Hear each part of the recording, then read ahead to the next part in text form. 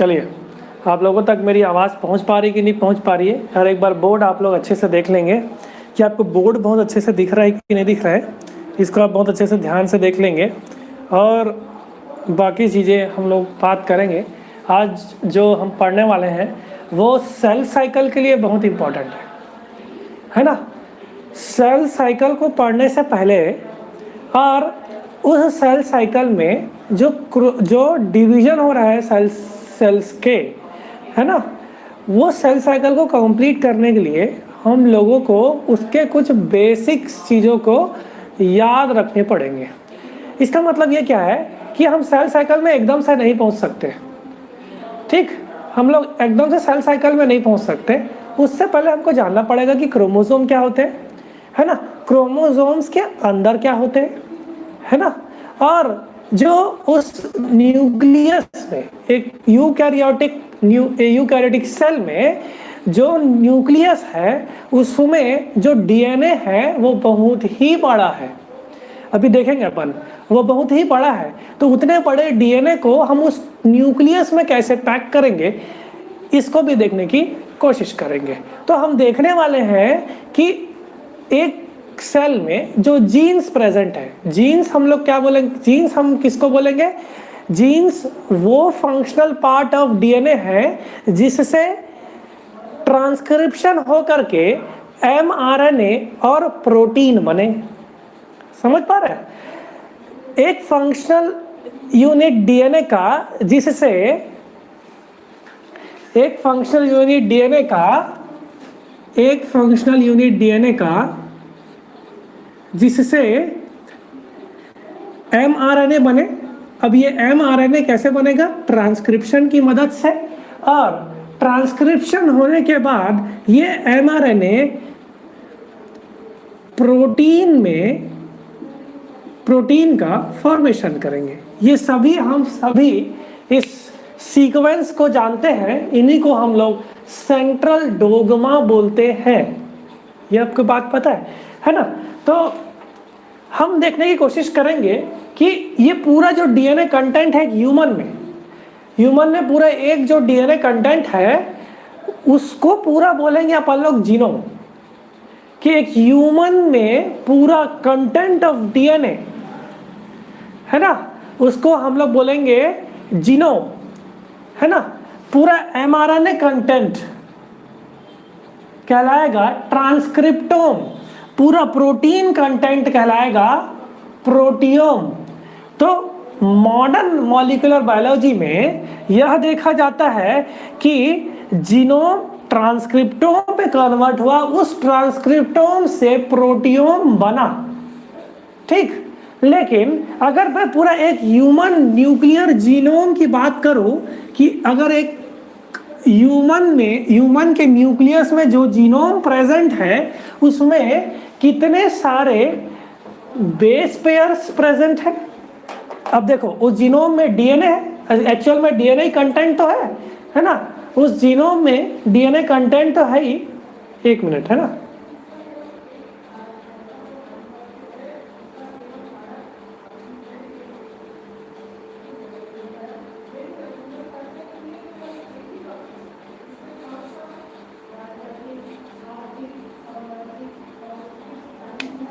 Ink डाल लेते हैं पहले, नहीं तो क्लास के बीच में डालना पड़ता है। ठीक है ना। तो अगर मैं एक ह्यूमन न्यूक्लियर जीनोम की बात करूं तो अब हमको यह पता है कि ह्यूमन न्यूक्लियर जीनोम हम किसको बोल रहे हैं? Total content of DNA. ठीक, टोटल कंटेंट ऑफ डीएनए, ये क्या कहलाएगा? जीनोम। अब हमको यह पता है कि इस डीएनए में हमारे पास नाइट्रोजनस बेसेस प्रेजेंट रहते हैं, है ना। अब इस न्यूक्लियर जीनोम में कितने बेसेस प्रेजेंट है, कितने इस डीएनए का साइज होता है, इसको अगर हम लोग जानने की कोशिश करें तो अगर मैं साइज ऑफ डीएनए देखने की कोशिश करूं तो ह्यूमन न्यूक्लियर जीनोम में साइज ऑफ डीएनए होगा 3.2 इंटू 10⁹ बेस पेयर्स का। समझ पा रहे हो? देखो कितना लंबा डीएनए होगा। इसमें 3.2 इंटू 10⁹ बेस पेयर्स प्रेजेंट है ना। अगर मैं इसको मोटा मोटी बोल सकता हूं 3.2 बिलियन बेस पेयर्स होंगे। समझ रहे हो? तो एक न्यूक्लियर जीनोम में अगर मैं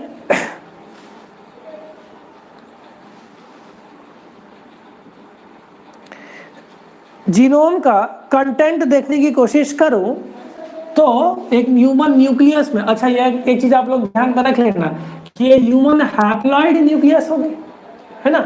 मैं ह्यूमन हैप्लॉइड न्यूक्लियस की बात कर रहा हूँ, ठीक। तो उसमें जो पूरा जीनोम कंटेंट है उसमें 3.2 इंटू 10⁹ बेस पेयर्स या 3.2 बिलियन बेस पेयर्स प्रेजेंट है, ठीक। अगर मैं इस डीएनए में नंबर ऑफ जीन्स देखूं जो वाकई में फंक्शनल यूनिट होंगे और प्रोटीन बनाने का काम करेंगे, उनकी संख्या में देखने की कोशिश करूं तो मेरे पास अप्रॉक्सीमेटली जो फिगर आता है उसको हम लोग बोलते हैं 21,000। तो 21,000 अप्रॉक्सीमेटली 21,000 जीन्स इस जीनोम में प्रेजेंट रहेंगे, इस डीएनए में इतने जीन्स प्रेजेंट रहेंगे। अब आप देख लो कि जीन्स हम किसको बोल रहे हैं, वो असली में डीएनए का ही पार्ट है जो प्रोटीन बनाने में मदद कर रहा है, ठीक। तो size of DNA, number of genes approximately 21,000, ठीक।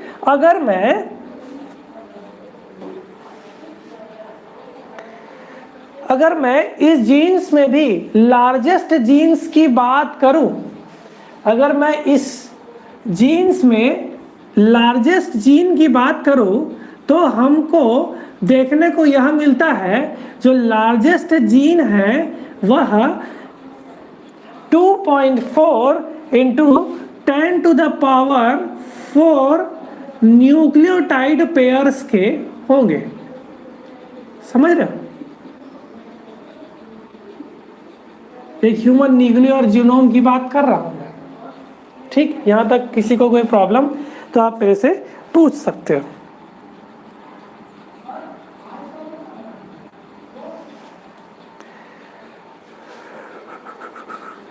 अब आप देखो कितना परसेंटेज ऑफ डीएनए एक्सॉन्स में रहेगा अगर मैं इसको देखने की कोशिश करूं। अब हमको यह पता है कि यूकैरियोट्स में ट्रांसक्रिप्शन होता है तो वह एमआरएनए को प्रॉपर, देखो पहले प्री एमआरएनए बनता है, उसके बाद प्री एमआरएनए के बाद हमारे पास एमआरएनए बनेगा। उसमें एक प्रोसेस होता है जिसको अपन बोलते हैं स्प्लाइसिंग।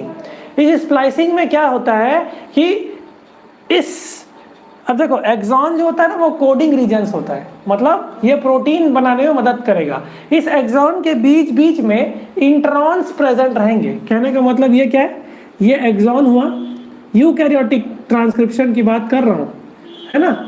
एक्सॉन के बीच बीच में जो सीक्वेंसेस रहते हैं वह इंट्रॉन्स कहलाते हैं। इस इंट्रॉन्स को हटा करके सभी एक्सॉन को सेल जोड़ देता है और एमआरएनए का फॉर्मेशन करेगा, ठीक। अब वो एमआरएनए से प्रोटीन बनेगा।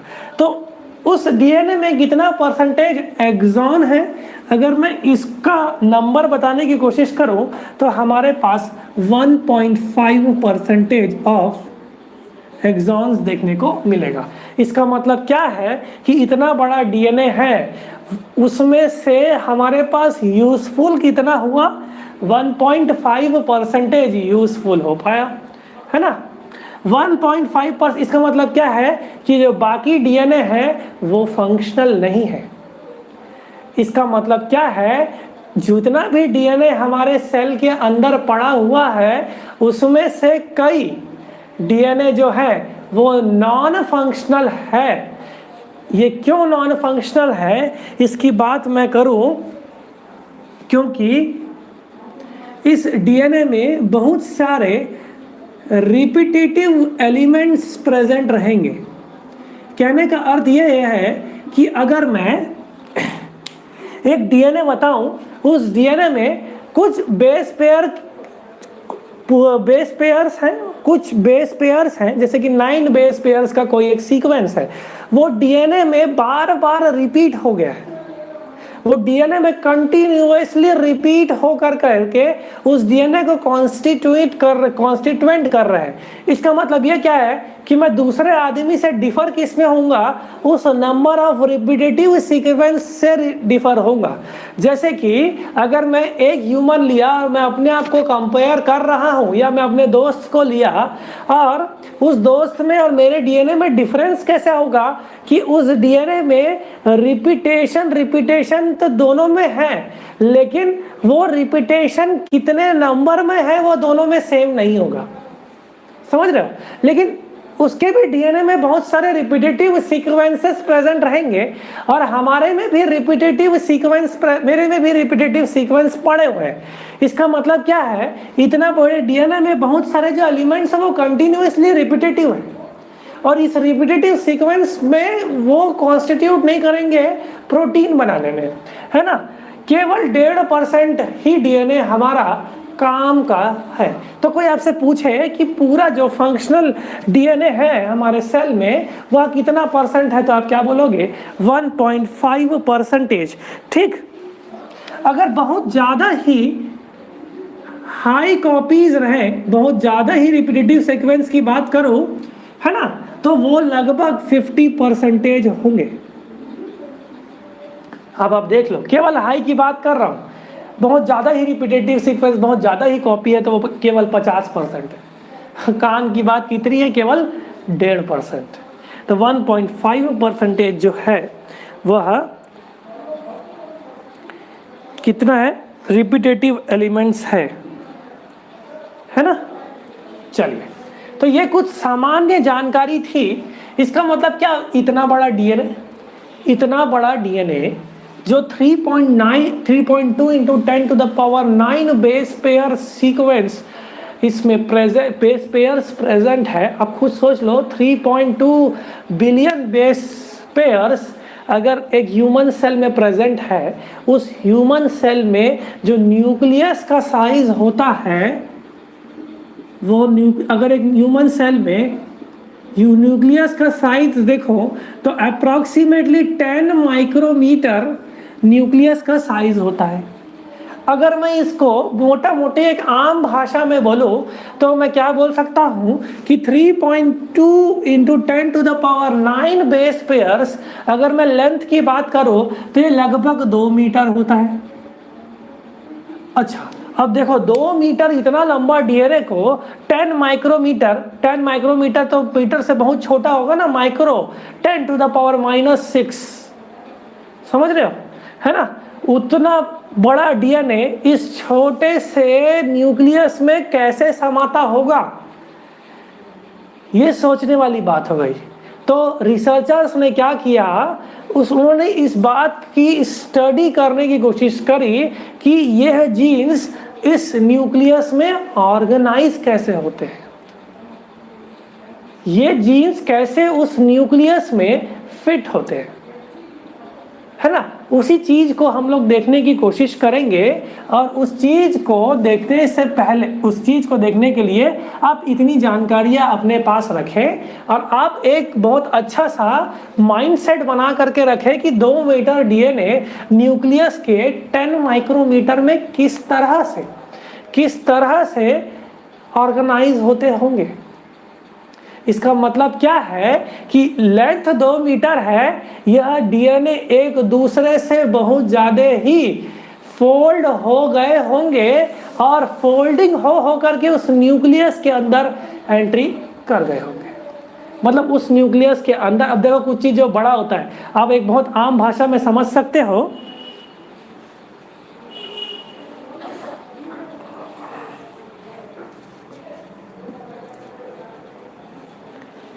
है ना। एक बहुत अच्छे से भाषा देख सकते हैं, आपको ट्रैवलिंग में जाना है तो आपके पास सूटकेस जो है वो बहुत छोटा है ना, और आपके पास कपड़े बहुत ज़्यादा है। तो एक समय तक आप पूरे कपड़ों को डाल सकते हैं, लेकिन जब वो सूटकेस फिल होने लगेगा, लेकिन आपको उन कपड़ों को डालना ही है, तो आप ज़बरदस्ती कर करके पैक करने की कोशिश करोगे, ठीक है, जबरदस्ती करके पैक करने की कोशिश करोगे तो हो सकता है कि जो आपने बिल्कुल अच्छे से तह लगा करके उस कपड़े को उस सूटकेस में फिक्स करने की कोशिश किए होंगे, लेकिन आप जबरदस्ती उसको डालने के चक्कर पे आप उस सूटकेस में जमे हुए कपड़ों को एक दूसरे से मिक्स हो गए। जबरदस्ती कर दिए तो वो कपड़े एक दूसरे से मिक्स हो गए।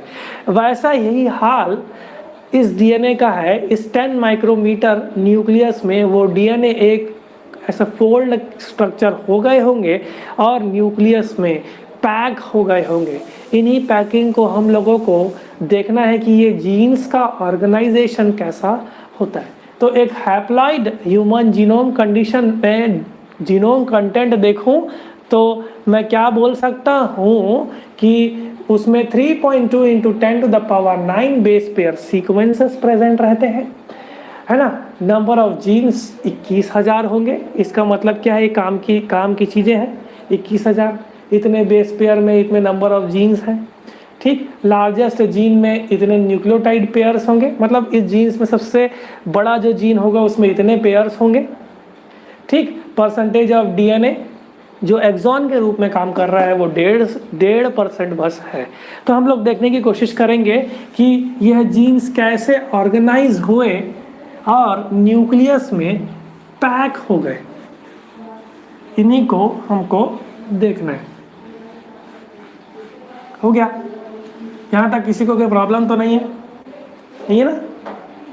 ठीक। कोई प्रॉब्लम होगा तो आप मैसेज पे लिख दीजिएगा, कमेंट सेक्शन में लिख सकते हैं, है ना।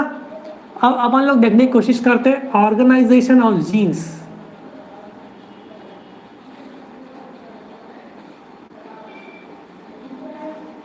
तो ऑर्गेनाइजेशन ऑफ जीन्स की बात करूं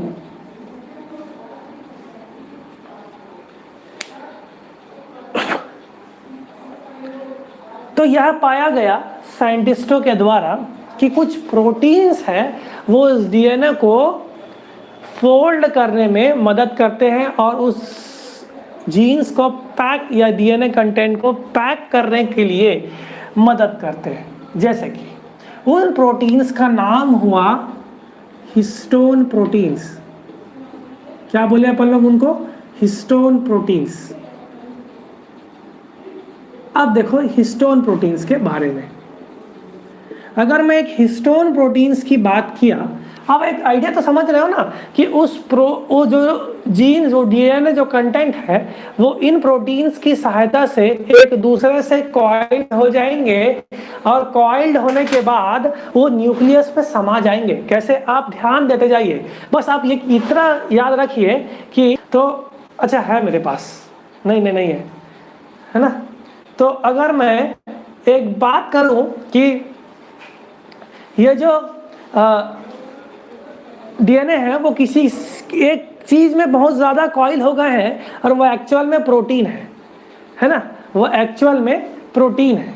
और यह जो प्रोटीन है इन प्रोटीन को हम क्या बोल रहे हैं? Histone proteins. और ये हिस्टोन प्रोटीन्स पॉजिटिवली चार्ज्ड होते हैं। अब हमको यह पता है कि यह प्रोटीन एमिनो एसिड से मिलकर बने हुए रहते हैं। अब ये पॉजिटिवली चार्ज्ड एमिनो एसिड है, इसका मतलब क्या है कि इसमें positively charged amino acids present रहेंगे। और पॉजिटिवली चार्ज्ड एमिनो एसिड में जो हमारे पास एमिनो एसिड्स आते हैं वह आर्जिनिन होते हैं और लाइसिन। तो अगर मैं हिस्टोन प्रोटीन्स की बात करूं और उसमें एमिनो एसिड की बात करूं तो उसमें आर्जिनिन और लाइसिन की अधिकता होती है। इसी वजह से यह हिस्टोन प्रोटीन्स पॉजिटिवली चार्ज्ड हो जाते हैं। ठीक हो गया? इतनी बात हमारे पास। अगर मैं इन हिस्टोन प्रोटीन्स की को एक सेकेंड ना, तो हमारे पास हिस्टोन प्रोटीन के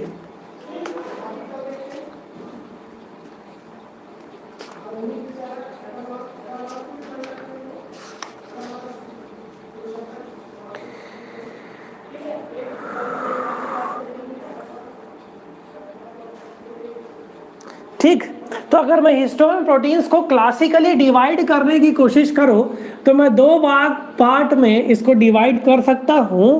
एक histone dependent proteins, histone replication dependent, और दूसरा देख सकता हूं रेप्लिकेशन इंडिपेंडेंट हिस्टोन। तो हिस्टोन प्रोटीन्स की बात करूं तो मेरे पास रेप्लिकेशन डिपेंडेंट हिस्टोन्स कहलाएंगे, एक होंगे, और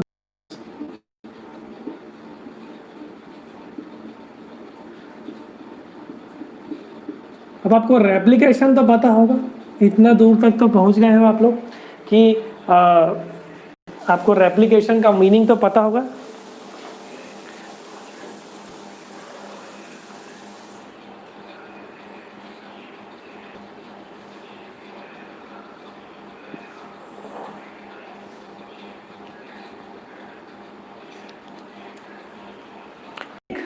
चलो अब देखो, ये रेप्लिकेशन डिपेंडेंट प्रोटीन्स जो हिस्टोन प्रोटीन्स है वह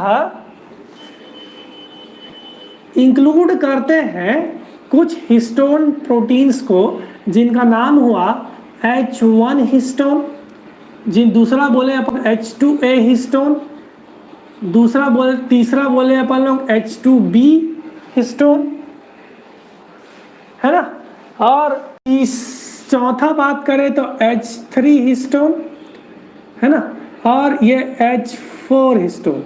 अब देखो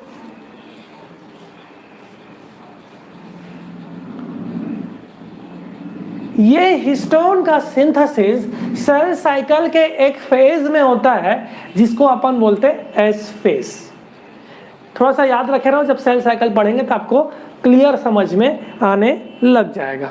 ठीक, अगर मैं एक बात करूं कि ये जो हिस्टोन है, ये हिस्टोन की सिंथेसिस सेल साइकिल के कौन से फेज में होता है कोई पूछेगा तो आप एस फेज बोलना, और इस एस फेज के बारे में मैं आपको सेल साइकिल में बहुत अच्छे से बताऊंगा। ठीक, इतनी बात रखे। रेप्लिकेशन डिपेंडेंट हिस्टोन्स में कौन कौन से हिस्टोन प्रोटीन्स आएंगे?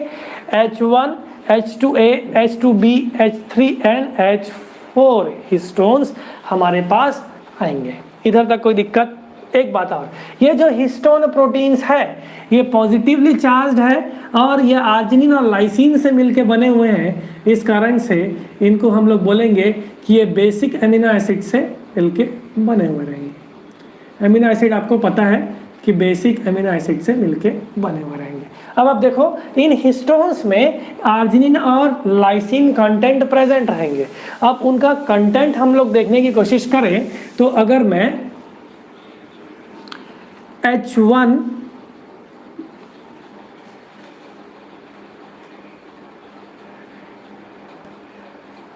एक सेकेंड ना,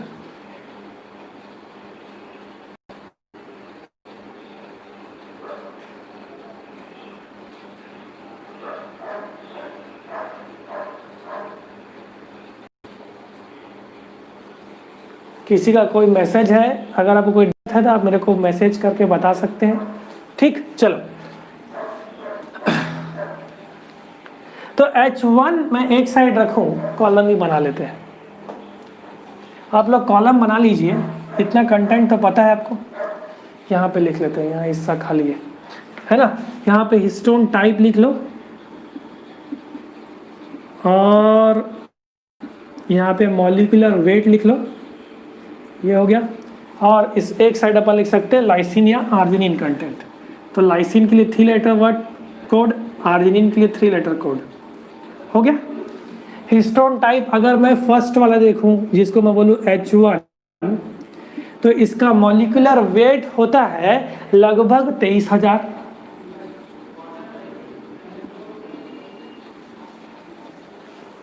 डाल्टन में ना, डाल्टन मॉलिक्यूलर वेट में डाल्टन लिख दो तो 23,000 डाल्टन आपको देखने को मिलेगा। और इसमें जो लाइसिन का कंटेंट है वो ज़्यादा होगा। इसका मतलब क्या है कि यह लाइसिन रिच रहेंगे। ठीक, सेकेंड अगर मैं देखूं H2A, है ना, ये थोड़े से कम लाइसिन रहेंगे कंपैरेटिवली, इसमें कम लाइसिन होगा कंपैरेटिवली H1 से। तो आप लिख लो slightly lysine rich, lysine rich हो गया। अगर मैं इसके मॉलिक्यूलर वेट की बात करूं तो यह 14,000 डाल्टन का होगा।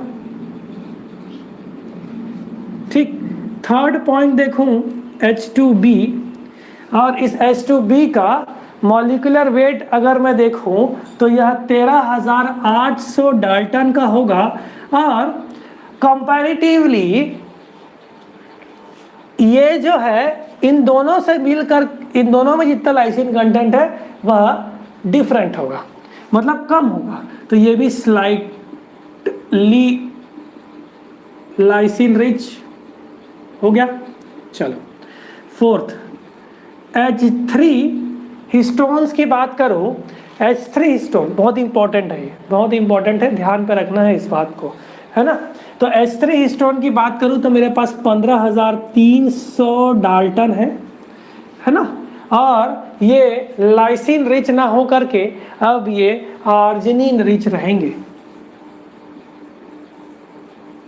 हो गया।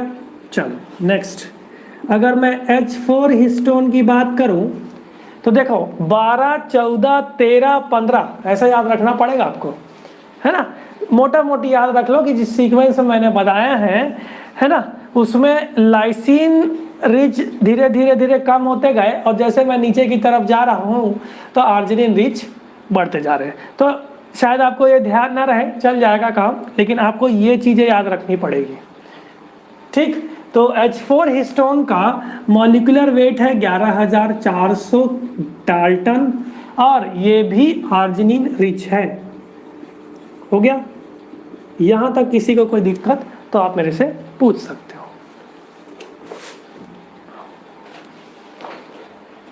तो हिस्टोन प्रोटीन्स इंपॉर्टेंट है, एग्जाम से पूछा जाता है, बहुत ज़्यादा ही पूछा गया है, इवन कॉम्पिटिटिव एग्जाम से ये बहुत ज़्यादा ही पूछा गया है। तो आप लोग ध्यान पे रखे रहोगे इस चीज़ को,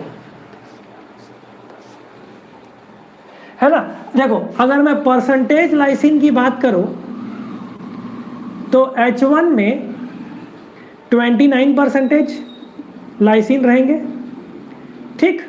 और H2A की बात करूं, H2A में 11%, उसके बाद 16% H2B में,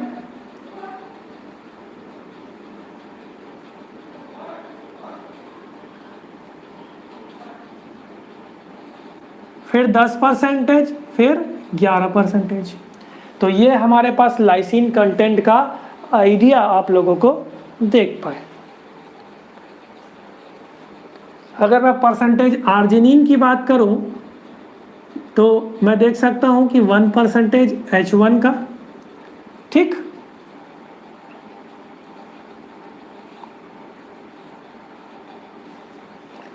H2A 9%, H2B 6%, H3 13%, और H4 14%। तो मोटा मोटी आपको यह याद रखना है कि ये लाइसिन कंटेंट रहेंगे और आर्जिनिन कंटेंट पाए जाएंगे। देखो आप देख लो, लाइसिन रिच लिखा हूँ, इसका मतलब लाइसिन ज़्यादा है। स्लाइटली लाइसिन रिच बोल रहा हूँ तो लाइसिन थोड़ा कम हो गया। आर्जिनिन रिच बोल रहा हूँ तो 13 और 14% आपको आर्जिनिन देखने को मिल गया। तो मोटा मोटी आप इस चीज़ को याद रख सकते हो। और application dependent histones H1, H2A, H2B, H3 और H4 हिस्टोन्स हम लोगों को देखने को मिले। आया?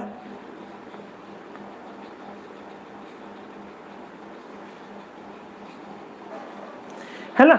अब इसमें से दो हिस्टोन्स के बारे में बहुत अच्छे से ध्यान से समझ जाइए। इसमें से H3 और H4 है, ये बहुत ज़्यादा ही कंजर्व्ड है। मतलब क्या है, अगर मैं एक काऊ और एक पी के हिस्टोन प्रोटीन्स की बात करो तो काऊ और पी एक प्लांट है, काऊ एक एनिमल है, ठीक। अच्छा बताए सर। तो H3 हिस्टोन प्रोटीन्स और H4 हिस्टोन प्रोटीन्स दोनों में जो सीक्वेंसेस प्रेजेंट है तो H3 और H जो हिस्टोन प्रोटीन्स है, जो रेप्लिकेशन डिपेंडेंट हिस्टोन प्रोटीन्स के अंदर आते हैं, यह H3 और H4 बहुत ज़्यादा ही कंजर्व्ड सीक्वेंसेस हम लोगों को हिस्ट्री से पता चला है कि H3 और H4 हिस्टोन्स जो हैं वह बहुत ज़्यादा ही कंजर्व्ड है। एग्जाम्पल आप काऊ और पी को ले सकते हैं। तो इस यहाँ देखा गया कि H3 और H4 में केवल 2 एमिनो एसिड का डिफरेंस दोनों में देखने को मिला। इसका मतलब क्या कि पी प्लांट है कि एनिमल है, सब लिविंग ऑर्गेनिज्म में ये हिस्टोन प्रोटीन्स कंजर्व्ड रहते हैं। इस चीज को आप ध्यान पे रखे रहेंगे। ठीक, अब इसका एक कारण और हो सकता है कि हिस्टोन प्रोटीन्स जो है वो इतने कंजर्व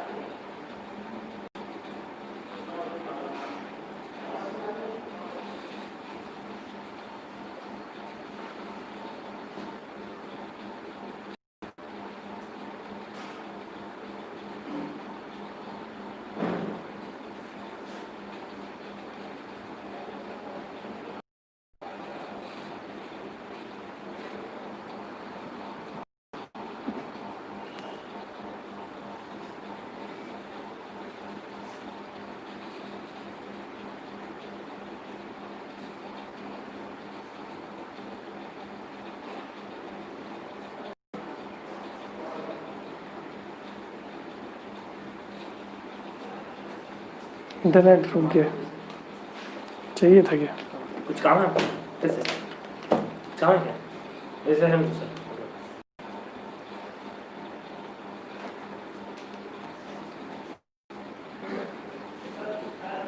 चलो, थोड़ा सा नेटवर्क डिस्टर्ब हो गया था, कोई दिक्कत नहीं अपने पास, है ना। तो वीडियो आप लोगों को क्लियर दिख रहा है कि नहीं दिख रहा है, एक बार बता देंगे।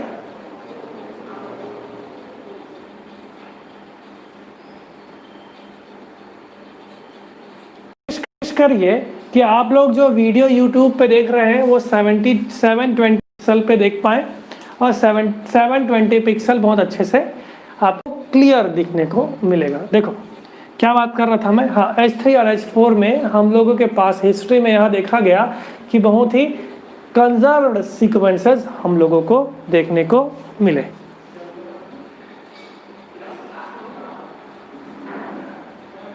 हो गया। अभी भी थोड़ा सा वीडियो थोड़ा फ्लक्चुएट कर रहा है, ऐसा पता चल रहा है मेरे को।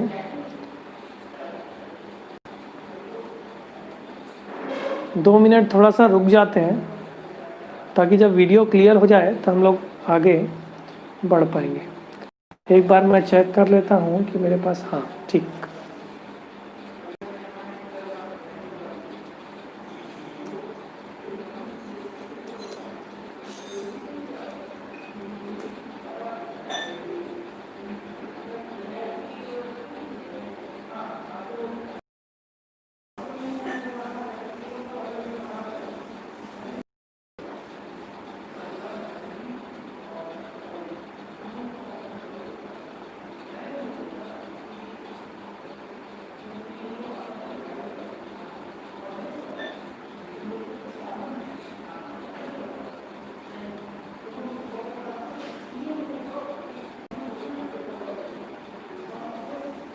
अभी भी थोड़ा सा ब्लर दिख रहा है, थोड़ा सा आप लोग भी रिफ्रेश करके देख लीजिए कि कैसा वीडियो आ रहा है हमारे पास।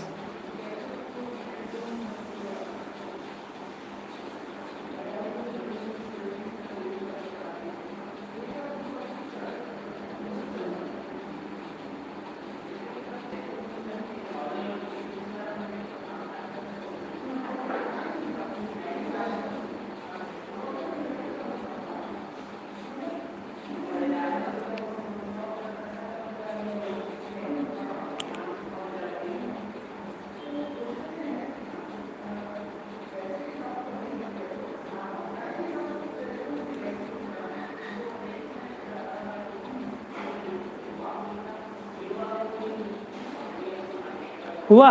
ठीक, हाँ अब क्लियर है। चलो, तो अब हम लोग इन हिस्टोन्स, देखो रेप्लिकेशन इंडिपेंडेंट में आऊँगा, पर रेप्लिकेशन डिपेंडेंट वाले को पढ़ लेते हैं। ठीक, तो अगर मैं H1 हिस्टोन और H2 हिस्टोन, इतना समझ में आया होगा, H2 हिस्टोन और H3 हिस्टोन, H4 हिस्टोन्स के बाद अगर मैं इनकी स्ट्रक्चर वाइज देखने की कोशिश करूं, तो ये सब हिस्टोन्स जो हैं H1 को छोड़ करके, याद रखे ना, H1 हिस्टोन को छोड़ करके यह हिस्टोन्स जो है एक सिलेंडर शेप्ड कोर पार्टिकल का निर्माण करते हैं, और उस सिलेंडर शेप्ड कोर पार्टिकल को बोला जाता है न्यूक्लियोसोम। क्या बोला जाता है? न्यूक्लियोसोम। देखो, डरने का नहीं, समझने का केवल, कि अगर मैं एक हिस्टोन प्रोटीन्स के स्ट्रक्चर की बात करूं, देखते हैं हमारे पास कोई कलर पेन्स हैं तो हम लोग उस कलर पेन का यूज़ कर सकते हैं। ब्लू है लेकिन थोड़ा सा ब्लैक हो गया है।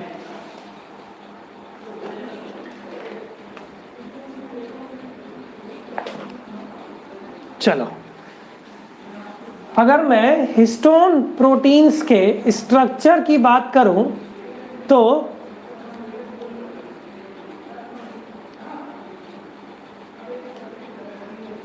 ये सब हिस्टोन प्रोटीन्स, मेनली किसकी बात कर रहा हूं, H1 को छोड़ करके बाकी सब हिस्टोन प्रोटीन्स हैं, जैसे कि H2A, H2B, H3 और H4। ठीक है ना? तो इन सब की बात करो तो ये जो हिस्टोन्स हैं यह एक दूसरे के साथ डाइमर फॉर्मेशन करेंगे, जिसका मतलब क्या है कि H2A H2B में डाइमर बनाएगा और H3 और H4 का डाइमर बनेगा, और हर एक हिस्टोन्स के दो दो डाइमर्स बनेंगे, मतलब हर एक डाइमर का दो रहेगा। इसका मतलब टोटल क्या हुआ? देखो सिंपल सी बात है, H2A और H2B का एक डाइमर बना, ठीक, डाइमर मतलब दो हिस्टोन्स हुए ना उसमें। अब इस डाइमर का नंबर और कितना है? 2, समझ रहे हो? तो टोटल 4 हिस्टोन प्रोटीन्स हुए, समझ रहे हो ना? टोटल 4 हिस्टोन प्रोटीन्स हुए। वैसे ही H3 और H4 के 2 डाइमर्स रहेंगे। अब ये दोनों अलग अलग है तो इसको अपन लोग क्या बोलेंगे? हेटेरोडाइमर्स।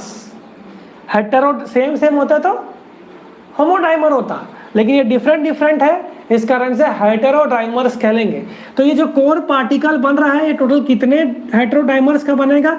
4 हेटेरोडाइमर्स का, जिसमें से 2 हेटेरोडाइमर्स H2A और H2B बनाएंगे और H3 H4 2 हेटेरोडाइमर्स बनाएंगे। तो टोटल मिलाकर के 4 हेटेरोडाइमर्स बन रहे हैं। अब ये डाइमर्स कैसे बनते हैं? होता ये है कि जो इनका C टर्मिनल है, प्रोटीन है ना, C टर्मिनल है, वो C टर्मिनल एंड में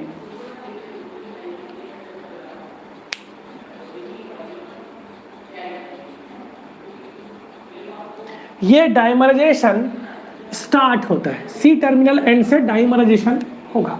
अब देखो C टर्मिनल डोमेन की बात करूं तो ये मोस्टली अल्फा हेलिक्स के होते हैं। कैसे होते हैं? अल्फा हेलिक्स के होते हैं। तो देख सकते हो, अगर मैं कलर वाइज बनाने की कोशिश करूं तो ये आपके एक अल्फा हेलिक्स, वैसा ही अपने पास दूसरा अल्फा हेलिक्स रहेगा। कोई पूछे तो आप बता देना भाई इसमें अल्फा हेलिक्स रहते हैं, और ये डाइमराइज होते हैं इन्हीं C टर्मिनल डोमेन से, जो कि मेनली कंस्टिट्यूट होते हैं वो अल्फा हेलिक्स से। ठीक, मोटा मोटी आप लोगों को बता रहा हूँ, उतना ज़्यादा इससे इम्पोर्टेंट क्वेश्चंस आते नहीं हैं, लेकिन तभी भी व्यक्ति को जानना ज़रूरी होता है, इस कारण से मैं आपको बता रहा हूँ। तो अगर मैं दूसरा हिस्टोन अल्फा हेलिक्स की बात करूँ तो यह कुछ इस तरह से होते हो गया। ठीक, लास्ट वाले को दूसरा कलर बना देते हैं, ये देखो।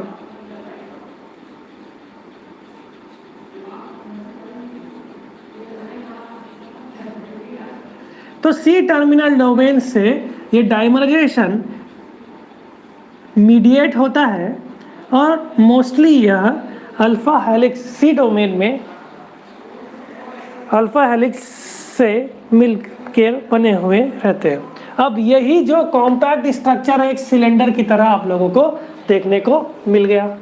ठीक, ये आपस में फोल्ड हुए, ये दोनों डाइमर बन गए, मान के चलो H2 H2B ये हुआ, ऐसे दोनों ही डाइमर बने। अब ये पूरा मिल करके एक 4 हाइड्रोडाइमर बनाएंगे। तो 4 हाइड्रोडाइमर में 8, बता रहा हूँ अभी, है ना, 8 हिस्टोन मॉलिक्यूल्स रहेंगे। इसको हम लोग बोलेंगे ऑक्टामर।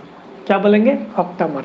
समझ पा रहे हो ना? देखो अभी मैं प्रोसेस को बता रहा हूँ, पहले इस चीज़ को ध्यान से समझ जाइए कि इस सी टर्मिनल डोमेन में अल्फा हेलिक्स प्रेजेंट है। जैसे कि अगर मैं यहाँ पे अल्फा 1 लिखूँ, अल्फा 2 लिखूँ, अल्फा 3 लिखूँ, ये सी टर्मिनल डाइमराइज होंगे और इसको मैंने एक सिलेंड्रिकल फॉर्म में शो कर दिया। ठीक, सी टर्मिनल डाइमराइज हुए, H2A H2B डाइमर बनाए, ये H डाइमर बनाए, ऐसे 2 मॉलिक्यूल ऑफ डाइमर्स बनेंगे तो ये 4 हो जाएंगे।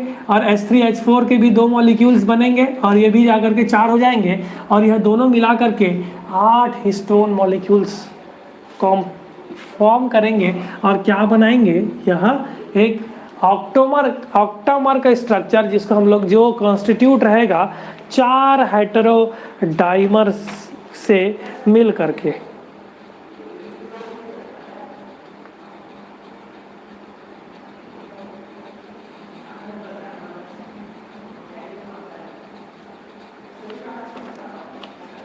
ठीक, अब देखो सीक्वेंस इंपॉर्टेंट है जो एग्जाम में पूछता है। यह पूछता है कि इसमें सबसे पहले डाइमर किसने बनाया। तो सबसे पहले क्या होता है कि H3 और H4 दोनों ही मिलकर के पहले डाइमर बनाते हैं और ये डाइमर 2 मॉलिक्यूल्स बनने के बाद टेट्रामर स्ट्रक्चर बनाएंगे। अब देखो H3 H4 डाइमर यहाँ दिखाया है, इसके पीछे आप मान जाना कि उसका दूसरा डाइमर है।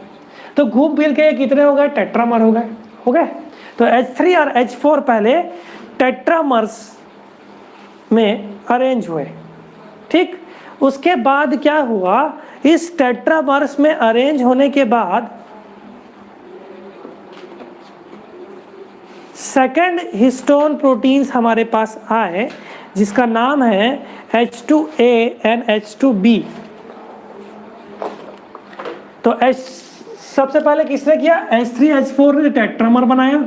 उसके बाद H2A और H2B ये मिल करके ये दूसरा टेट्रामर बनाए और एक कॉम्प्लेक्स बनाए। अब ऐसा ही मान लो कि ये H2A H2B H3 H4 इसके पीछे पीछे 2 और है और इसके पीछे भी 2 और है, मैं ज़्यादा दिखा नहीं सकता, है ना। तो इनको हम लोग बोलेंगे ऑक्टामर। और यही जो ऑक्टामर है इसने इस न्यूक्लियोसोम सिलेंड्रिकल शेप का निर्माण किया। इसको अपन लोग बोलेंगे nucleosome core. Barrel shaped structure बनाते हैं। सिलेंडर तो समझते हैं ना, वैसा टाइप का, इसको समझ जाइए। तो ऑक्टामर ने क्या किया? इसने ये फॉर्मेशन किया। अब आप देखो बाकी स्थिति कैसे होने वाली है, ये बात समझ में आई। एक बात आपको जानकारी बहुत इंपॉर्टेंट है, ये आपको देनी थी कि इसका जो, अब देखो सी टर्मिनल ने फोल्ड कर करके इसके ये ऑक्टामर स्ट्रक्चर बना दिए। लेकिन जो एन टर्मिनल होता है उसका वो थोड़ा सा एक्सटेंडेड रहता है। ठीक है ना। अब इस एन टर्मिनल में एमिनो एसिड्स जो है वो इंपॉर्टेंट पोजीशंस पे रहते हैं। मोस्टली जो इंपॉर्टेंट एमिनो एसिड है जो इस एन टर्मिनल पर रहेंगे वो रहेंगे आपके K9, K4, K27, K79। ये कुछ इंपॉर्टेंट, K मतलब लाइसिन, है ना, 1 लेटर कोड है लाइसिन के लिए, K9, K4, K27, K79, ये कुछ इंपॉर्टेंट है हमारे पास। तो ये एन टर्मिनल सीक्वेंसेस में एक्सटेंडेड फॉर्म में निकले हुए रहते हैं। ऐसा ही H3 का होगा, H4 का होगा, H2 का होगा, H2B का होगा, H2A का होगा। अब H3 का एक्सटेंशन हम लोगों को याद रखना है, ये इंपॉर्टेंट होता है। H3 के एन टर्मिनल में कुछ मॉडिफिकेशंस होंगे, आगे देखेंगे हम लोग, है ना। चलो ठीक हुआ जी, इतना समझ में आया? किसी को कोई दिक्कत है जल्दी से पूछ लो।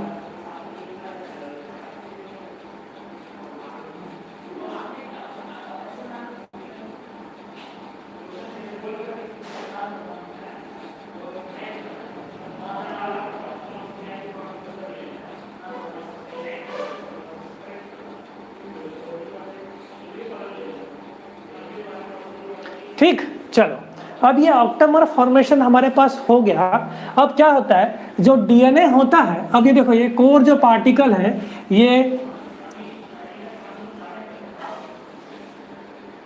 ये जो कोर पार्टिकल है, इस कोर पार्टिकल में जो डीएनए है, और डीएनए में जो नेगेटिव चार्ज प्रेजेंट रहता है, वो नेगेटिव चार्ज उस पे फॉस्फेट ग्रुप के कारण होता है। अब ये पूरा का पूरा हिस्टोन कोर देखो, ये पूरा ये एक हिस्टोन प्रोटीन जो कि ऑक्टामर में अरेंज्ड है, और हमको यह पता है कि हिस्टोन प्रोटीन पॉजिटिवली चार्ज्ड है और डीएनए नेगेटिवली चार्ज्ड है। इस कारण से इन दोनों के बीच में नॉन कोवलेंट इंटरैक्शंस होंगे, जैसे कि नॉन कोवलेंट हाइड्रोजन बॉन्डिंग, ये सब पता है ना। और ये लगभग डीएनए इस ऑक्टामर में कॉइल्ड हो जाएंगे 1.7 टर्न्स में, और इसमें जो बेस पेयर सीक्वेंसेस देखा गया है वो 200 बेस पेयर्स ऑफ डीएनए इस न्यूक्लियोसोम से फोल्ड हो जाते हैं और 1.7 टर्न्स में फोल्ड हो जाते हैं। अब आप देखो, जब इस न्यूक्लियोसोम के ऊपर एक एंजाइम का एक्शन किया गया तो यह देखा गया माइक्रोकोकल न्यूक्लियस, इसका एक्शन किया गया, और मैं बोल सकता हूँ ये एक हिस्टोन, ऐसे बहुत सारे ऑक्टामर्स बनेंगे न्यूक्लियोसोम्स, और उसमें डीएनए जो है वो कॉइल्ड रहेगा। तो यह देखा गया कि न्यूक्लियस का एक्शन अगर न्यूक्लियोसोम्स में करते गए तो यह देखा गया कि हम लोगों को 200 बेस पेयर्स ऑफ डीएनए देखने को मिला। और थोड़ा सा अपन लोग इसका डाइजेशन करवाएं न्यूक्लियस से, तो मोटा मोटी अप्रॉक्सीमेटली 165 बेस पेयर्स देखने को मिले। तो आपको एग्जाम में यह पूछा जा सकता है कि हिस्टोन में जो रैपिंग ऑफ डीएनए है, जो कोर है न्यूक्लियोसोम में जो डीएनए रैप होता है, वो कितने बेस पेयर का होता है। देखो ध्यान पे यह बात रखेंगे, ये अप्रॉक्सीमेटली 200 है, 165 होगा तभी भी ऑप्शन पे ले लीजिएगा। ठीक, अप्रॉक्सीमेटली 200 है, लेकिन मैं स्ट्रिक्टली 200 कभी नहीं बोल रहा हूँ। इस चीज को आप बिल्कुल अच्छे से ध्यान पे रखे रहेंगे। फिर देखने के बाद यह आया कि ये जो ऑक्टामर है, ये जो ऑक्टामर है, अब देखो ये ऑक्टामर मैंने इस तरह से बना दिया, ये भी एक ऑक्टामर, ये भी एक ऑक्टामर, ऐसा। अब ये ऑक्टामर एक दूसरे से जुड़े हुए हैं, एक दूसरे से जुड़े हुए हैं, और इसमें डीएनए की कॉइलिंग हो गई है, और 1.7 टर्न्स है ना, हम मान के चले 1.7 टर्न्स है, और ये कॉइलिंग इस न्यूक्लियोसोम में इस तरह से हो गई है। ठीक, अब आपको पता है कि एक न्यूक्लियोसोम 1 मान के चलो, ये 1 ले लिया हाइपोथेटिकली, ये 2 हो गया और ये 3 हो गया। इन दो न्यूक्लियोसोम को कनेक्ट करने वाला जो डीएनए कहलाएगा, ये डीएनए है, ये कहलाएगा डीएनए लिंकर या लिंकर डीएनए। ठीक, लिंकर डीएनए भी लिख सकते हो।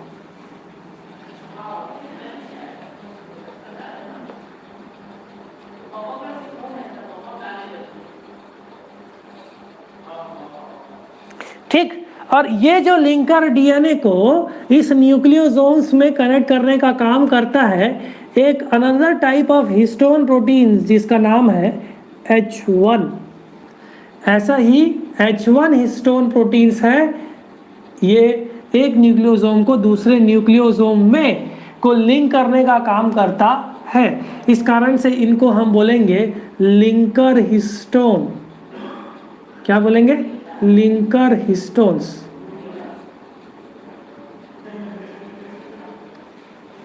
हो गया? चलो, तो ऐसे न्यूक्लियोसोम्स अरेंज कर करके इस न्यूक्लियोसोम अरेंज हो करके यह पूरी तरह फोल्ड कर देते हैं उस 2 मीटर किसको 2 मीटर डीएनए को और न्यूक्लियस में पैक कर देते हैं। हो गया ये वाला बात। अब देखो ये जो H1 प्रोटीन है, ये H1 हिस्टोन जो है वो कंटिन्यूअसली इस न्यूक्लियोसोम के साथ एसोसिएट होता है और डिसोसिएट होता है। तो ऐसा माना जाता है कि यह H1 प्रोटीन 168 अमीनो एसिड से पूछा गया क्वेश्चन है ना, 168 बेस पेयर्स ऑफ डीएनए लिख लो। H1 प्रोटीन जो है वो 168 बेस पेयर न्यूक्लियोसोम के कोर पार्टिकल से इंटरैक्ट करता है। ये जो H1 हिस्टोन है वो 168 बेस पेयर न्यूक्लियोसोम कोर का इससे वह इंटरैक्ट करता है। इसका मतलब यह देखा गया कि H1 एसोसिएट रीएसोसिएट दोनों होता है। जब इंटरेक्शन की बात किया जाए तो वह न्यूक्लियोसोम में 108 बेस पेयर्स ऑफ डीएनए से इंटरेक्ट करता है। ये क्वेश्चन पूछा गया है। ठीक, चलिए इतना तक किसी को कोई प्रॉब्लम है तो आप मेरे से पूछ सकते हो।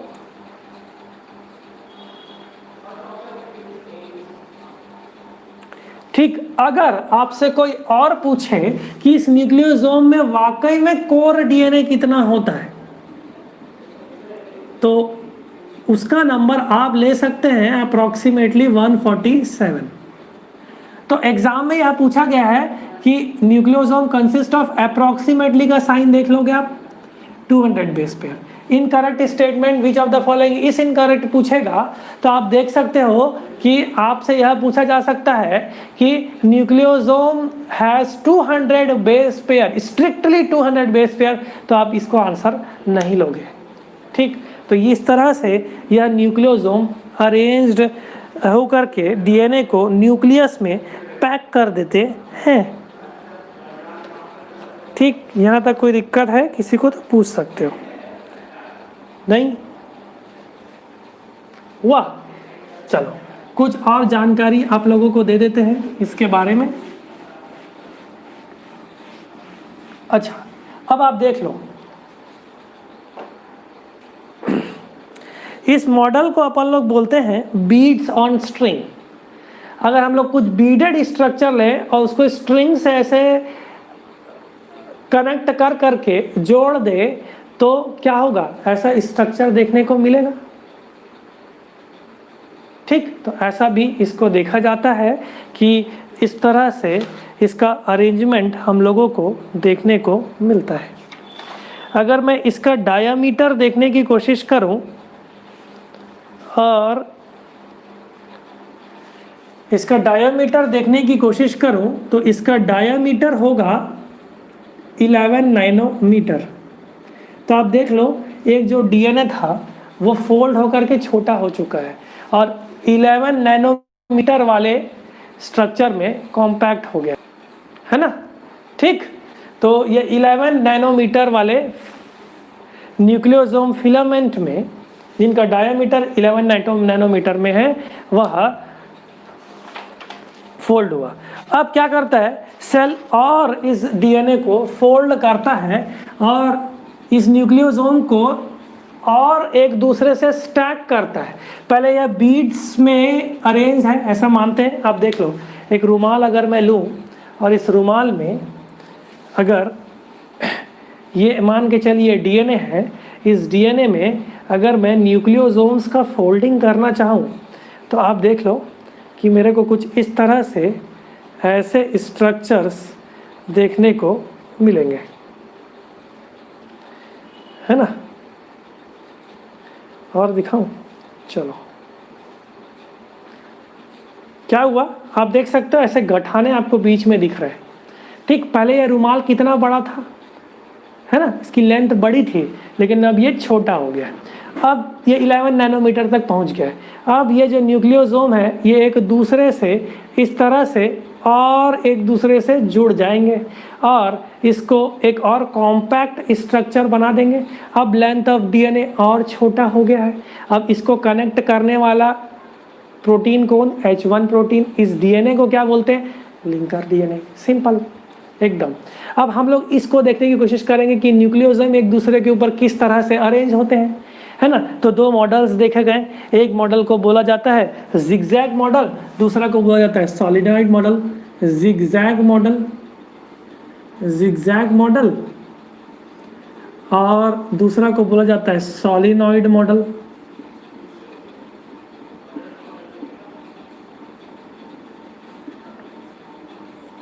तो जिगजैग मॉडल और सॉलिनॉइड मॉडल देखा गया है।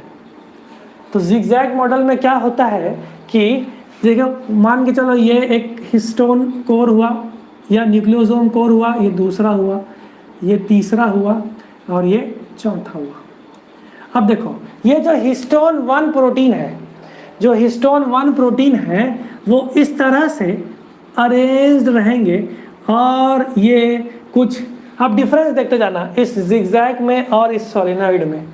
ठीक, ये इस तरह से H1 हिस्टोन लिंकर डीएनए को नेबरिंग में इस तरह से अरेंज रखते हैं।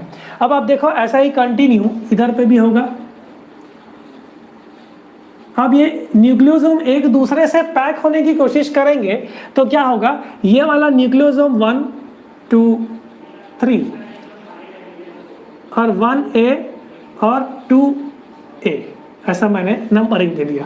तो 1 और 2 एक दूसरे से पैक होंगे, 3 वाला भी उसके ऊपर आएगा, लेकिन 1A और 2A एक दूसरे से इस तरह से पैक करेंगे। तो जिगजैग स्ट्रक्चर्स आप लोगों को देखने को मिल रहा है और 1 और 2 एक दूसरे से पैक होंगे, 2 और 3 एक दूसरे से पैक होंगे, एक के ऊपर स्टैक हो जाएंगे। कहने का मतलब ये है। तो इस मॉडल को अपन लोग क्या बोलते हैं, जिगजैग मॉडल। दूसरा आप देख सकते हो सॉलिनॉइड मॉडल। एकदम सिंपल है ये कि एक हिस्टोन कोर है, इस हिस्टोन कोर में हमारे पास इस तरह का अरेंजमेंट हम लोगों को देखने को मिलेगा कि जो H1 हिस्टोन है वो कंटिन्यूअसली इस तरह से न्यूक्लियोसोम्स को जोड़ करके रखा हुआ है। इसमें वो जिगजैग तरीके से जोड़ के रखा था, इसमें वो कंटिन्यूअस अरेंजमेंट हम लोगों को देखने को मिला है ना। तो ये अब एक दूसरे से और जुड़ जाएंगे। अब आप देखो जो 11 नैनोमीटर का जो ये स्ट्रक्चर बन गया था, अब वो और कॉम्पैक्ट होकर के 30 नैनोमीटर का स्ट्रक्चर में पहुंच गया। इसका डायमीटर कितना होगा, 30 नैनोमीटर। तो आप देख सकते हो कि किस तरह से एक डीएनए ने ये जो बीड्स, ये मान के चलो ये बीड्स है और ये स्ट्रिंग है, ये जो स्ट्रिंग है, इस बीड्स के ऊपर स्ट्रिंग्स जो है ऐसे फोल्ड हो गए।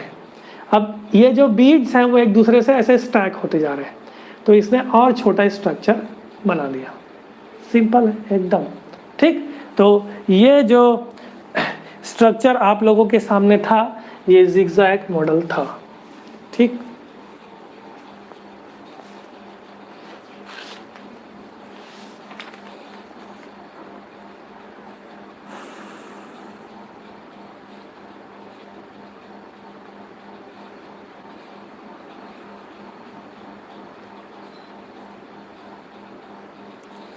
ठीक। अब आप देखो कुछ टेक्निकल टर्म, हमारे पास एक शब्द आता है जिसको अपन लोग बोलते हैं क्रोमैटिन।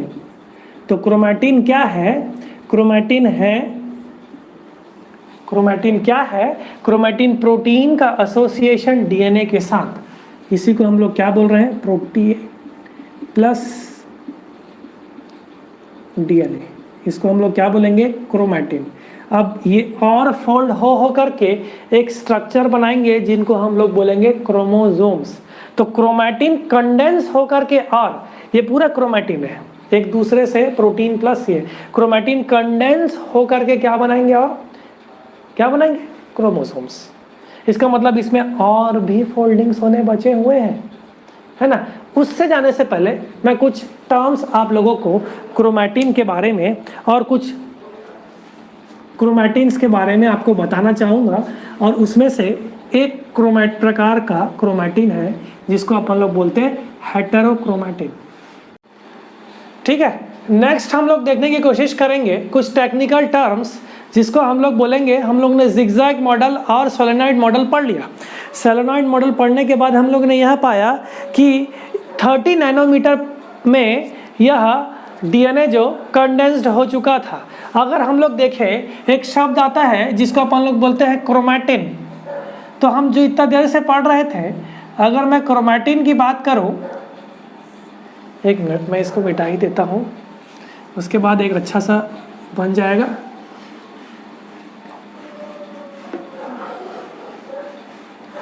ठीक, तो क्रोमैटिन शब्द से हम लोग क्या समझते हैं, एक बहुत अच्छा सा शब्द आता है जिसको अपन बोलते हैं क्रोमैटिन। क्रोमैटिन शब्द से हम लोग यह समझते हैं कि डीएनए प्रोटीन के साथ इंटरेक्ट करके जो स्ट्रक्चर बनाता है उसको अपन लोग क्या बोल रहे हैं, क्रोमैटिन। तो डीएनए ने प्रोटीन के साथ इंटरैक्ट करके जो स्ट्रक्चर बनाया उसको अपन लोग क्या बोलेंगे, क्रोमैटिन। इसका मतलब क्या हुआ, न्यूक्लियोसोम में हुआ क्या था कि प्रोटीन प्लस डीएनए आकर के जुड़ गए थे, है ना।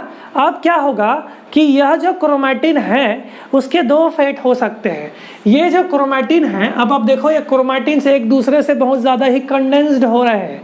अब अगर आपसे कोई पूछे कि क्रोमैटिन जो है वो कंडेंस्ड होकर के कौन सा स्ट्रक्चर बनाता है, तो आप क्या बोलोगे, वो क्रोमोसोम बनाता है। तो क्रोमोसोम क्या है, highly condensed form of chromatin. समझ गए, है ना। अब देखो, अब इस क्रोमोसोम के अंदर या फिर इस क्रोमैटिन का ऑर्गेनाइजेशन में हमारे पास दो चीज़ें हो सकती है कि वो क्रोमैटिन एकदम हाईली कंडेंस्ड रहेगा।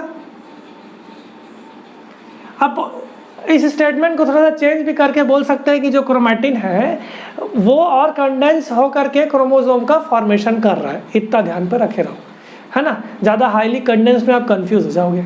ठीक, हेटेरोक्रोमैटिन में क्या होता है, एक मीनिंग, एक टर्म आया, इसको हेड्स ने दिया 1928 में। इसमें उन्होंने क्या बोला कि ये जो क्रोमैटिन है वो ज़्यादा ही कंडेंस्ड हो जाएगा तो उसको बोला जाएगा हेटेरोक्रोमैटिन।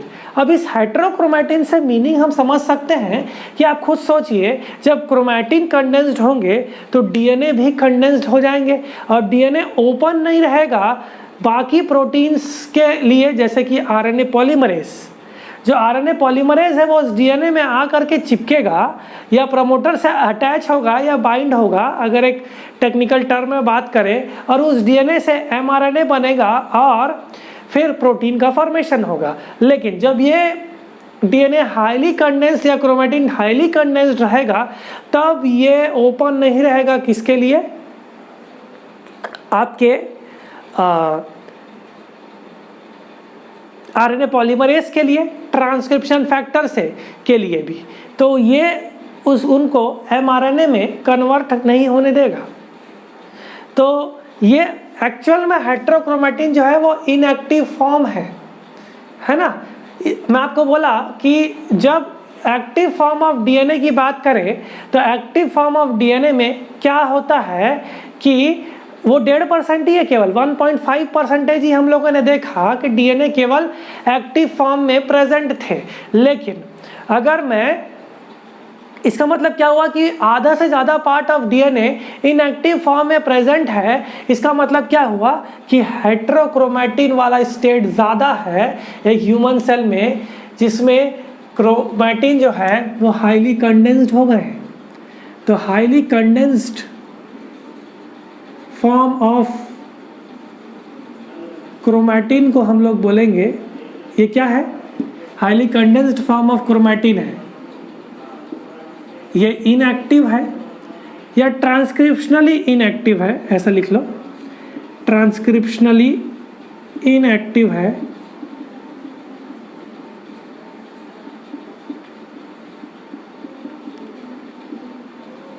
ठीक।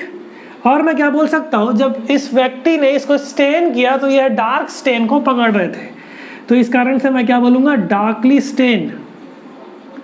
ये बात हो गई हेट्रोक्रोमैटिन की। इसके जस्ट अपोजिट टर्म में एक क्रोमैटिन आता है जिसको अपन बोलते हैं यूक्रोमैटिन। तो यूक्रोमैटिन से क्या तात्पर्य है हम लोगों का कि ये highly condensed form of chromatin थे, है ना, यहाँ पे क्रोमैटिन लिख दीजिए, highly condensed form of chromatin थे, लेकिन जो यूक्रोमैटिन है वो less condensed form of chromatin रहेगा, लेस कंडेंस्ड रहेंगे। इसका मतलब क्या है, डीएनए ओपन रहेगा या डीएनए उन सीक्वेंसेस को ओपन कर रखे रहेगा जिसमें दूसरे प्रोटीन्स आकर के जुड़ जाए, जैसे कि ट्रांसक्रिप्शन फैक्टर्स और आरएनए पॉलीमरेज, और उस डीएनए का एक्चुअल में मैसेज ट्रांसपोर्ट किया जाए जिसको हम लोग बोलेंगे प्रोटीन्स, ठीक। तो यूक्रोमैटिन जो है वो ट्रांसक्रिप्शनली एक्टिव रहते हैं।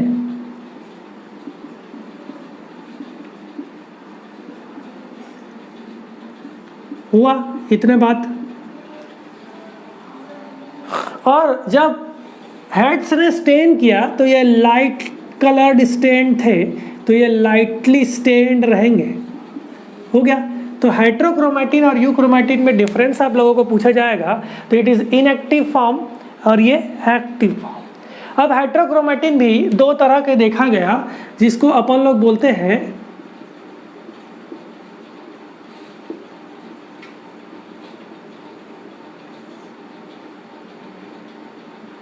कॉन्स्टिट्यूटिव हेट्रोक्रोमैटिन और दूसरा है फैकल्टेटिव हेट्रोक्रोमैटिन। बहुत इजी है। अगर मैं बोलूं कॉन्स्टिट्यूटिव हेट्रोक्रोमैटिन मतलब ढीठ क्रोमैटिन समझ पा रहे हो? हेट्रोक्रोमैटिन जो है वो कॉन्स्टिट्यूटिव है, इसका मतलब यह है कि यह ढीठ हेट्रोक्रोमैटिन है। इसका मतलब ये जीवन भर इनएक्टिव स्टेट पे रहेंगे। एक बात मैं आपको और बताना चाहता हूँ, ये हेट्रोक्रोमैटिन जो है वो रिपीटेटिव सीक्वेंस से रिलेटेड है। मतलब क्या है, वो कंटिन्यूसली रिपीटेड रहेंगे, इस कारण से वो इनएक्टिव है ना। तो कॉन्स्टिट्यूटिव हेट्रोक्रोमैटिन क्या होंगे, वह रिपीटेटिव सीक्वेंसेस के रहेंगे और वो कभी भी एक्टिव फॉर्म में कन्वर्ट नहीं हो सकते, वो सदा के लिए हेट्रोक्रोमैटिन ही रहेंगे, ठीक। तो darkly stained regions of chromatin बोलोगे हेट्रोक्रोमैटिन, और lightly coloured stain of chromatin बोलोगे तो यूक्रोमैटिन। और हेट्रोक्रोमैटिन दो तरह के होंगे, कॉन्स्टिट्यूटिव और एक फैकल्टेटिव। तो कॉन्स्टिट्यूटिव हेट्रोक्रोमैटिन जो है वो कभी भी एक्टिव फॉर्म में कन्वर्ट नहीं हो सकते, लेकिन अगर मैं फैकल्टेटिव हेट्रोक्रोमैटिन की बात करूं तो यह कन्वर्ट हो सकते हैं एक्टिव फॉर्म में। इसका मतलब क्या हुआ, हेट्रोक्रोमैटिन एक्टिव फॉर्म में कन्वर्ट हो सकते हैं, जिनको बोल सकता हूं they are interchangeable with they can be changed into euchromatin. इसका मतलब क्या हुआ, जैसे डेवलपमेंटल स्टेजेस में देखें, है ना, डेवलपमेंटल स्टेजेस में क्या होता है कि जीन्स एक्टिव फॉर्म पे प्रेजेंट रहेंगे और डेवलपमेंट करना स्टार्ट करेंगे। पहले वो इनएक्टिव स्टेट पे रहे होंगे, है ना, जैसे ही वो एक्टिव हुआ डेवलपमेंट करना स्टार्ट किए।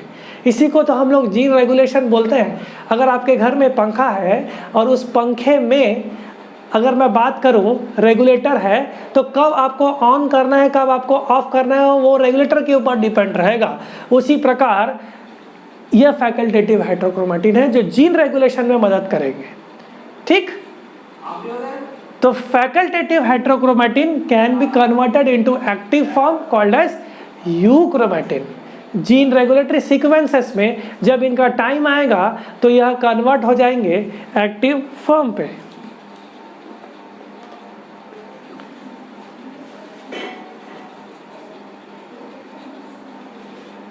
ठीक, चलो इसका एग्जाम्पल आप लोग फिलहाल लिख लीजिए, मैं आगे आप लोगों को बताऊंगा। बार बॉडी, तो बार बॉडी जो है वो फैकल्टेटिव फॉर्म का एग्जाम्पल है। और कॉन्स्टिट्यूटिव हेट्रोक्रोमेटिन की मैं बात करूं तो ये क्रोमोसोम के कुछ रीजन्स में प्रेजेंट रहते हैं जब हम लोग क्रोमोसोम पढ़ेंगे। अभी फिलहाल आप लोग नाम केवल याद रखे रहो। टीलोमियर पे प्रेजेंट रहेंगे। टीलोमियर किसको बोलेंगे? क्रोमोसोम के एंड पोर्शन को हम लोग टीलोमियर बोलते हैं, ठीक। और ये प्रेजेंट रहेंगे आपके पेरिसेंट्रोमिक रीजन में। आप केवल नाम लिख के रख लीजिए अभी, उसके बाद जब मैं क्रोमोसोम डील करूंगा तब मैं इन सब रीजन्स के बारे में बात करूंगा, तब आपको समझ में आ जाएगा कॉन्स्टिट्यूटिव हेट्रोक्रोमेटिन कहाँ कहाँ प्रेजेंट रहते हैं आपके टीलोमियर और पेरिसेंट्रोमिक रीजन्स ऑफ क्रोमोसोम में प्रेजेंट रहते हैं। अब कॉन्स्टिट्यूटिव हेट्रोक्रोमेटिन की कैरेक्टरिस्टिक्स फीचर्स आप लोग देखोगे तो यह परमानेंटली इनएक्टिव रहेंगे, ये परमानेंटली कंडेंस्ड रहेंगे, दिमाग पढ़ रहा है। और इनमें जेनेटिक रिकॉम्बिनेशन नहीं हो पाएंगे, इनमें रिकॉम्बिनेशन का प्रोसेस हो ही नहीं सकता क्योंकि ये कंडेंस्ड फॉर्म में। तो रिकॉम्बिनेशन एक्सचेंज ऑफ सेगमेंट्स की बात करते हैं हम लोग, तो रिकॉम्बिनेशन इसमें नहीं हो पाएगा। तो ये बात हुई हेट्रोक्रोमेटिन और यूक्रोमेटिन के स्ट्रक्चर की, ठीक। तो अगर अब हम लोग देखेंगे नेक्स्ट पार्ट में इस वीडियो के कि हेट्रोक्रोमेटिन और यूक्रोमेटिन का फॉर्मेशन कैसे होता है। अभी इस वीडियो में हम लोग ने क्या देखा, 2 पार्ट में था ये वीडियो, है ना। कंबाइन करके मैं एक कर दूंगा इसको, है ना। तो हम लोगों ने देखा कि किस तरह से डीएनए न्यूक्लियस में पैक हो रहा है ना, पैक होकर के वह क्रोमैटिन के स्ट्रक्चर में पैक हो रहा है।